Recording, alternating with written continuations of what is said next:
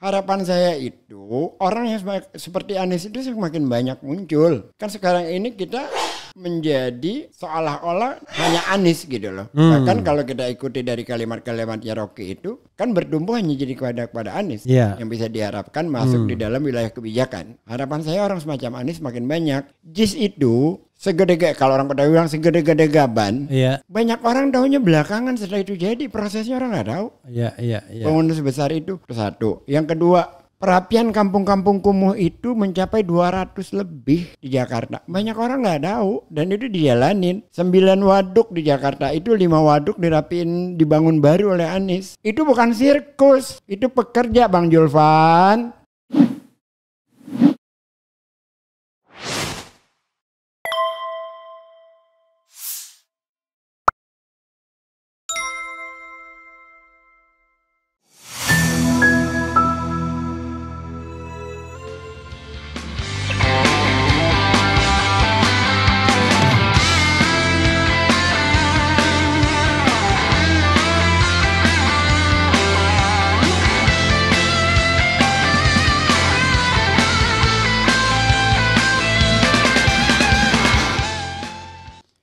Bang Gez ya, Anda ini kelihatannya hafal betul kalau ngomong soal DKI gitu ya.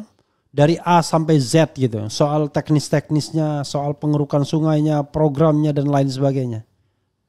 Padahal kan Anda kan bukan aparat pemerintahan. Saya itu tinggal di Ledjen Suprapto ya, saat saya lahir ya. Senen Poncol.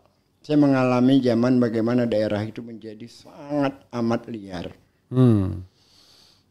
Lalu saya melihat perubahan yang sangat signifikan di zaman Anies. Itu nggak bisa terbantahkan siapapun yang ngomong-ngomong gitu ya. Terus ada orang mengatakan Anies hanya omon-omon, nggak bisa kerja. Sementara saya mengikuti bagaimana pembangunan taman di Jakarta. Sampai kita duduk di sini nih sekarang. Iya. 900 paling jauh 1 kilometer pasti kita ketemu taman. Itu hanya di masa Anies. Dan banyak lagi lainnya. Dan ada lagi problem air bersih yang belum tuntas sebenarnya. Sampai di masa Anies itu dilaksanakan tuh pertama kali kawasan kumuh mendapat fasilitas air bersih. Mereka tinggal bisa dikatakan liar, tidak punya IMB. Soal itu kan soal administrasi, soal hukum. Tapi hak dasar mereka sebagai warga negara kan harus dipenuhi. Maka oleh Anies dibuatlah IMB kawasan agar air bersih bisa nyampe ke mereka. Kan biaya hidup mereka dibanding kita lebih mahal mereka dalam soal air bersih. Saya memperhatikan itu semua. Saya memperhatikan itu semua. Dan saya mengalami bagaimana proses angkutan umum di Jakarta. Kalau saya naik bis ke sekolah, saya sekolah di SMP 2 Budi Utomo. Maka pagi-pagi itu saking penuhnya, kita tuh cuma ada satu kaki kita itu di tangga bis. Satunya lagi di luar. Jadi berhimpit itu di pintu bis itu. Nah di masa Anies itu dibuatlah integrasi transportasi publik. Jaklingko namanya. Itu luar biasa. Itu sangat menolong warga. Ya kenapa saya sedikit hafal? Karena saya mengikuti semuanya, terlebih ya saya memang lahir dan besar di sini. Oke. Walaupun tidak bisa hafal semuanya. Oke. Kapan Anda mengenal Anies secara pribadi? Kurang lebih tahun 2006 lah. 2006. Lama juga 2006. Padahal dia baru pulang dari Amerika 2004. 2005. 2005. Iya. Waktu itu dia apa? Dia masih di Indonesian Institute. Oke. Itu saya sudah ketua pemuda Al-Irsyad. Oke. Di Indonesia. Ketemu di mana? Acara diskusi. Ada acara diskusi, ngobrol bareng. Terus saya tanya sama Iksan Lolembah. Oke, almarhum ya. Kan bahasa saya ya. Ini ada Arab keren nih, Jan. Siapa? Anies Baswedan, baru tahu gua. Oh, ada Arab keren. Baru Iksan, lu baru tahu kerennya. Oh, Iksan malah ceritanya panjang lebar karena lo Iksan di Indonesian Institute juga iya, sama. Iya. Jeffrey juga di situ. Iya, Jeffrey pendirinya. Iya, oke. Kan anak Jakarta kalau ngomong tuh gini ya, ini bukan rasis ya, bukan rasis. Iya. Saya itu dengan tetangga-tetangga saya, misalkan mereka mau pinjam motor saya, nggak nyebut nama saya tuh. Itu punya motornya si Arab aja. Saya balikinnya apa? Bensinnya lo isiin ya, keo. Itu nggak rasis. Iya, memang gara-gara buzzer tukang ngadu ini aja di jadi Jakarta rasis. itu kita tuh apa ya? Itu kehangatan bergaul. Dulu lawak juga begitu. Jawa, Batak, Padang Itu gitu. kehangatan Iya. kita bergaul ya kayak gitu loh. Dan sekarang ini dijadikan resistensi yang luar biasa. Menjadi, aduh nggak ngerti saya itu. Jadi ujaran kebencian. Iya, jadi nggak hangat lagi. Padahal kita ujaran keakraban itu. Iya, gitu loh. Ya kalau menurut saya yang ngomong-ngomong kayak gitu tentang toleransi, keberagaman, udah lu norak lu lu nggak ngerti Anda Jakarta. risih nggak kalau disebut itu kan guys kalau suka sama Anies kan sama-sama Arab gitu. Kalau orang yang nggak kenal saya akan seperti itu. Kalau yang kenal saya enggak. Mereka tahu saya dari dulunya seperti apa. Bahkan sebelum Anies muncul, pada saat saya mulai mengambil sikap berhadapan dengan Ahok ya, karena kesal dengan ininya. Itu kita mencari kandidat itu yang muncul namanya Pak Sapri. Samsudin. Oke. Itu jejak digitalnya ada. Itu berkali-kali kita kumpul di rumahnya. Sebelum Anies Sapri. Semata-mata hanya untuk mencari figur yang tepat untuk, kan berat waktu saat itu melawan Ahok tuh berat. Iya. Ada Yusril, ya kita tahu lah kapasitasnya Yusril, tapi segmentasinya paling 27%. Oke. Saya mau tambahkan lagi bahwa Yusril tidak tersinggung dengan kondisi sekarang ini. Saya mempertanyakan kalau kapasitas keilmuannya kita sama-sama tahu. Tapi kapasitas integrasinya dia patut dipertanyakan. Kapasitas Integritasnya dia patut dipertanyakan. Oke. Seorang akademisi seperti dia dengan kondisi yang seperti sekarang ya. Yang Kaisang tertawakan keputusan MK, keputusan MA itu jadi bahan olok-olokan, bahan bercanda itu. Atau mereka suruh mendengarkan pidato anak-anak presiden itu di depan senior-senior kayak mereka ya. Ya orang mengatakan ya pasti korelasinya 2029. 2029. Iya. Gitu. Itu yang dikritik oleh Sudirman Said kan. Apa tanggapan Anda? Saya harapan ya. Iya. Harapan saya itu orang yang seperti Anies itu semakin banyak muncul. Kan sekarang ini kita menjadi seolah-olah hanya Anies gitu loh. Bahkan kalau kita ikuti dari kalimat-kalimatnya Rocky itu kan bertumbuh hanya jadi kepada Anies yang bisa diharapkan masuk di dalam wilayah kebijakan. Harapan saya orang semacam Anies makin banyak. Dengan demikian maka Republik ini akan menjadi lebih baik. Jangan muncul malah semakin banyak orang seperti Kodari, makin rusak Republik ini. Kata pihak sana, kalau makin banyak orang seperti Ges Khalifah, Refli Harun, kemudian Rocky Gerung itu makin rusak negara karena makin banyak kebencian. Yang benci siapa? Kata mereka. Kita tidak pernah merugikan negara, nggak pernah cawe-cawe proyek pemerintah. Gitu.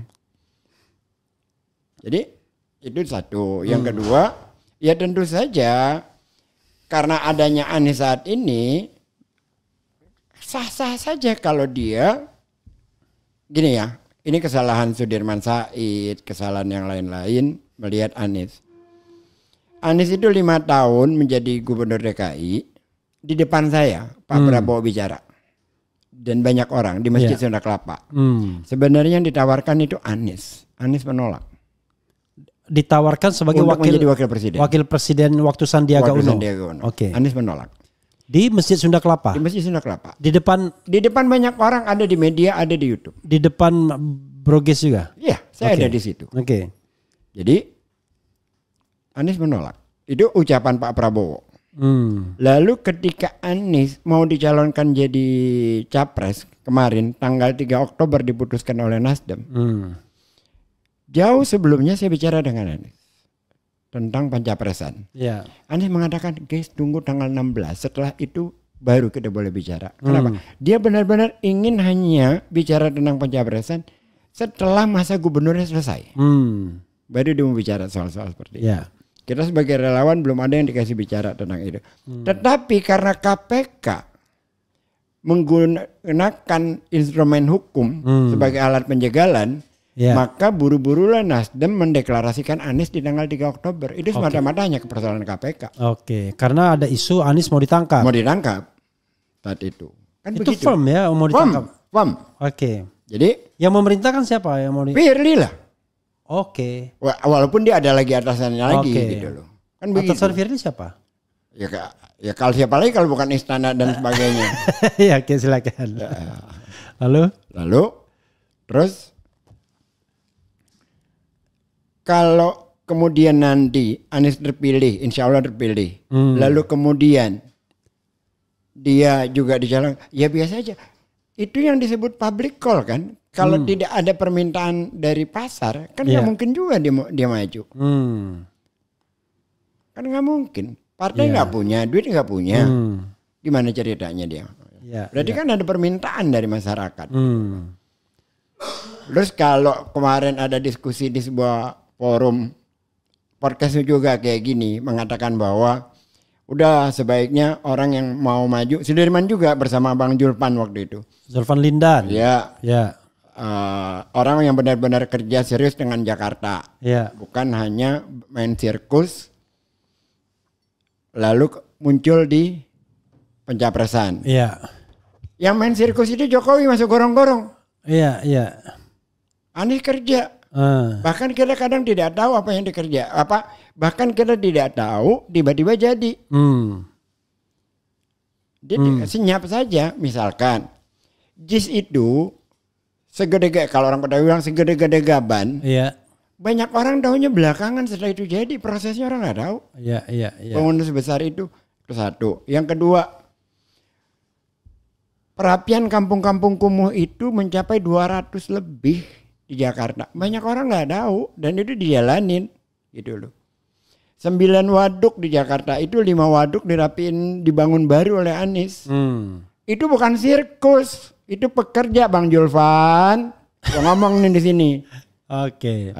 Itu bukan sirkus. Yang sirkus itu masuk gorong-gorong. Jadi kalau ngomong di depan orang lain silahkan. Tapi kalau Gheza Halifa dengar kita bisa berdebat apapun. Oke.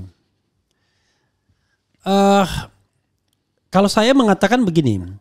Penduduk Jakarta ini rasional. Kalau orang tidak bekerja dengan baik. Itu tidak akan juga dicalonkan. Bukan hanya itu, dihukum. Tapi kok nggak terjadi sama? Terjadi. Enggak, ini different direction ya. Terjadi. Jokowi 2012 nyalon, Anies 2000. Saya melihat dari sisi partai. Oke. Ketika tahun 77 itu P3 menang loh atas Golkar. Ya, di Jakarta. Apa yang terjadi sekarang? Bangku P3 cuma 1 di Jakarta, DPRD-nya. Jakarta, iya. Lalu yang lain-lain kita lupakan lah. 99 PDIP itu terbesar. Ya. Di Jakarta juga? Di Jakarta. Oke. 2004 PKS terbesar. Dihukum PDIP. Ya. 2004 PKS terbesar. 2009 Demokrat terbesar. Ya. Sekarang? Turun lagi. 2014 PDIP terbesar sampai 2019. Ya. Walaupun pola pemilihan ini berubah. Ya. Sekarang turun jatuh lagi. Yang muncul adalah PKS. Masyarakat Jakarta paling mudah menghukum. Yang kedua, kalau konteksnya dalam konteks pilpres, nggak ada pilihan, hanya Jokowi Prabowo dua kali itu. Kalau ada yang lain orang akan milih yang lain. Oke, karena di fait accompli kita ya. Dan itu pun kan tipis saja menangnya Jokowi terhadap Prabowo di Jakarta. 300 ribuan kalau nggak salah. Jadi di Jakarta ya? Di Jakarta ini paling mudah menghukum. Kemarin tapi Anies kalah sama Jakarta. Karena ada suara luar negeri. Itu satu. Oke. Kalau tidak ada suara luar negeri, Anies hampir 300 ribu menangnya. Oke. Karena ada suara luar negeri, Anies kalah hampir 30 ribu lebih. Oke, tipis dan ya. Dan itu saya sama sekali tidak percaya. Iya. Oke. Paling tidak yang formalnya kalah, tapi informalnya kita nggak percaya itu. Karena gentong-gentong babinya itu. Ya itu kan bansos dengan warna biru segala macam gitu. Itu satu hal. Yang kedua, kita juga tahu kok dari teman-teman yang biasa kerja di Bawaslu, di KPUD dan apa segala macam gitu, bahwa suara luar negeri emang paling mudah dimanipulasi.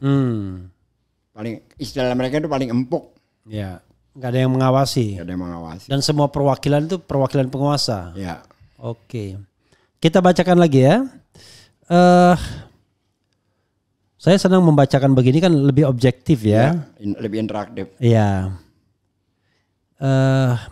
Jadi inget gue RH ngamuk-ngamuk sama Kodari di TV. Bukan Pak Anisnya tapi gerbongnya yang amit-amit. Maksudnya apa ini? Ya maksudnya kita ini. Oke. Karena buat mereka kita nggak boleh melawan. Oke. Kaum watak dikit selalu kayak gitu. Mereka hanya boleh mereka yang menghinakan, kita nggak boleh. Oke, kita harus baik-baik aja gitu ya. Baik-baik aja seperti Anis santun segala macam. Lah dia lahir di Jogja, gue lahir di Poncol. Kemudian ayo Pak Anies maju saja ke Pilgub Jakarta, biarkan satu keluarga itu banyak. Maksudnya apa sih ini? Jaga kewarasan di tengah kegilaannya Pak Ges dan Bang Refli. Semangat. Oke, bismillah Bang RH Jatim hadir. Semoga Allah Subhanahu wa taala memberi kewarasan berpikir untuk menerangi hati yang gelap karena mabuk kekuasaan dan jabatan. Amin. 1000% setuju Pak Ges, jangan kasih kesempatan kepada penjilat, pengkhianat dan perusak. Yusril mendukung pendirian Dewan Pertimbangan Agung yang nantinya akan diketuai oleh Jokowi. Beda lagi ini. Menyimak. Assalamualaikum. Secara keilmuan saya akui Bang Yusril. Secara integritas mohon maaf. Oke, itu ya pernyataan yang paling keras ya. Wakakak Refli Harun sama Ges itu satu frekuensi ya kan? Ya ini sama-sama benci, gemes dan gregetan sama Bahlul yang bernama Kodari. Kalau Hasan Nasbi gimana Bang? Kurang lebih lah 11-12. Tapi kalau benci enggak ya, saya enggak ada kaitannya benci. Jadi kalau yang kita kritik itu perilakunya. Apa urusannya dengan benci? Dia nggak pernah utang sama gue, nggak pernah ngambil duit gue. Makanya dulu kita baik malah sama Kodari. Biasa aja junior saya itu di HMI. Iya. Dua orang waras sedang berdialog Bang Ges dan Bang Refli. Keren jadas. Alhamdulillah disebut waras. Karena banyak juga yang bilang kita otak gila. Sakit hati dan lain sebagainya. Tapi begini.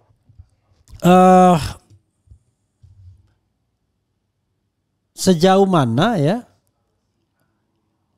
Anda yakin bahwa, tapi susah juga karena gini, emang Anies gak ada kelemahan sih apa? Saya pernah nanyakan ini loh di sini, dari sisi integritas, dari sisi program dan lain sebagainya, kan bukan malaikat juga dia. Ya kan sama seperti Anda bertanya itu ke si Ramadan Pohan. Iya, iya ya.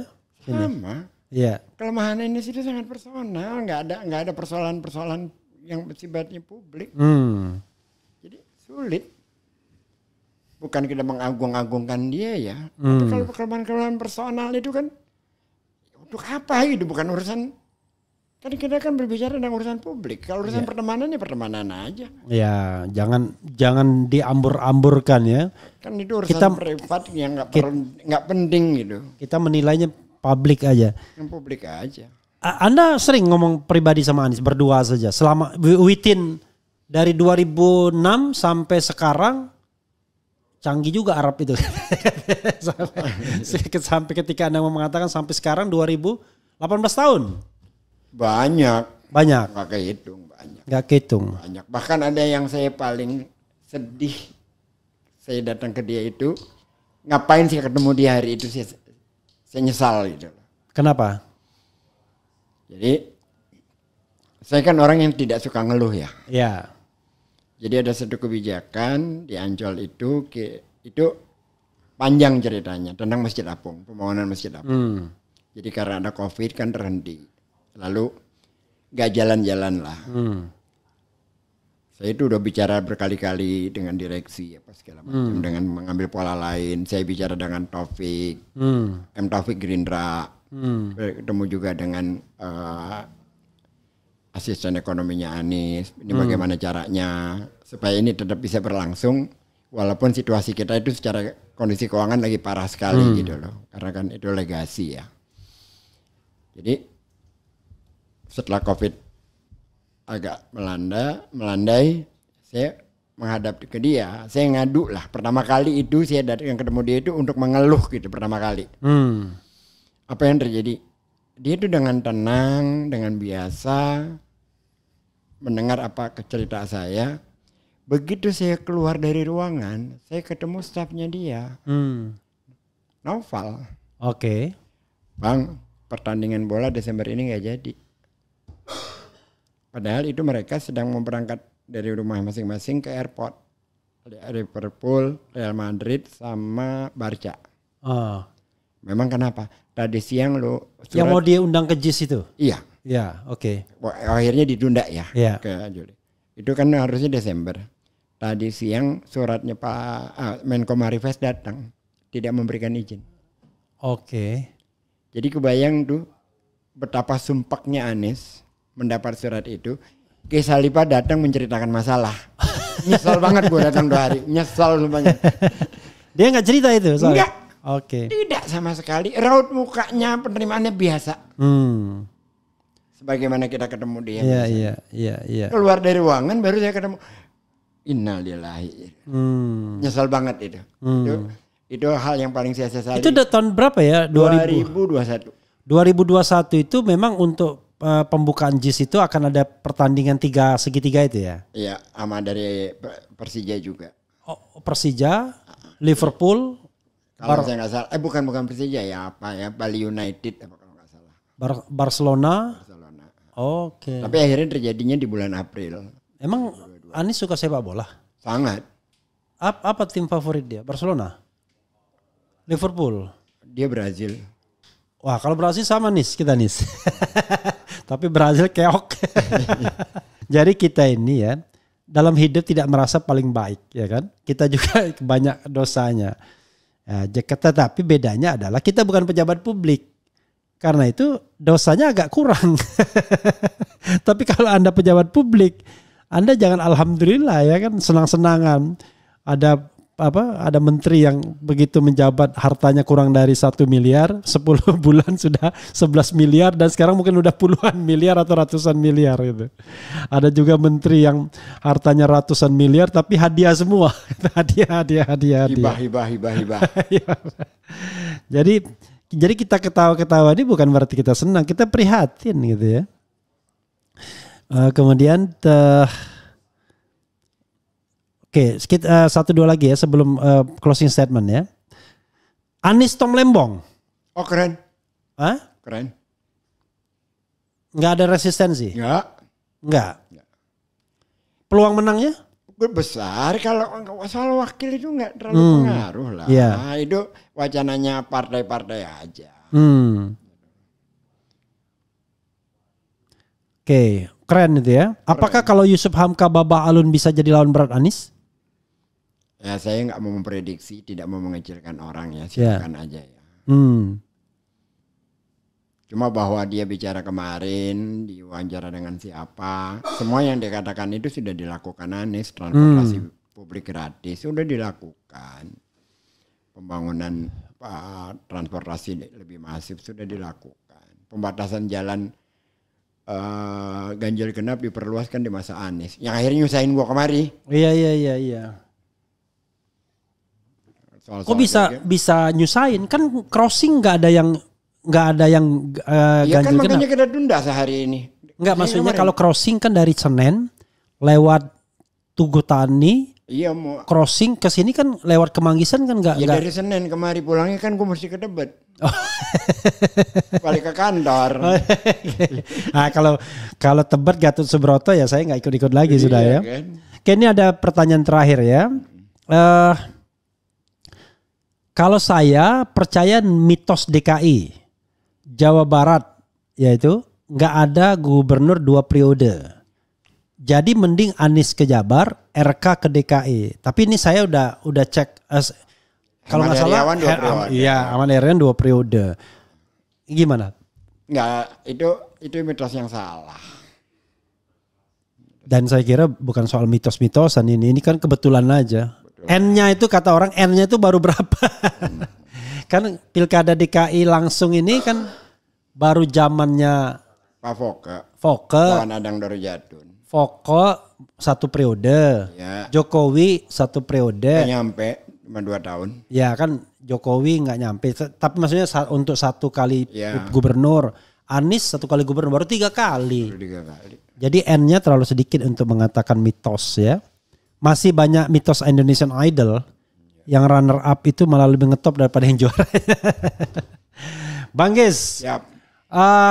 silakan Anda closing statement apapun yang ingin Anda sampaikan, jangan sampai nanti pulang menyesal belum menyampaikan sesuatu. Silakan. Ya, saya melihat situasi seperti sekarang ini, saya cuma ingat satu kalimat dari Nizar Kabani, seorang penyair Syria. Dia katakan begini, banyak nama yang kami ingat, tapi kami tak tersenyum lagi ketika nama itu disebutkan. Orang-orang itu yang saya tidak tersenyum lagi nama itu disebutkan, Yusril diantaranya. Itu aja. Ya, saudara sekalian, dalam sekali ya Bang Giz ini. Bang Giz ini saking dalamnya, kadang-kadang seperti Nabi dia, Rasulullah menangis. Orangnya dalam sekali ya. Jadi marah itu kalau dia marah betul, tapi puncak marahnya dia bisa menangis. Luar biasa orang seperti Bang Giz ini. Dan itu dalam sekali ya.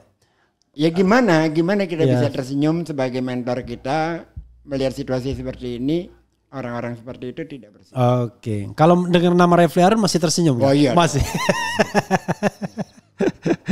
Jadi mudah-mudahan kita jadi orang yang konsisten ya, tidak kemaruk dengan kekuasaan ya, tidak tergiur dengan kekuasaan dan tetap di jalan yang kita yakin ya, amar ma'ruf nahi mungkar. Itu saja saudara sekalian. Wassalamualaikum warahmatullahi wabarakatuh. Waalaikumsalam warahmatullahi wabarakatuh. Yeah.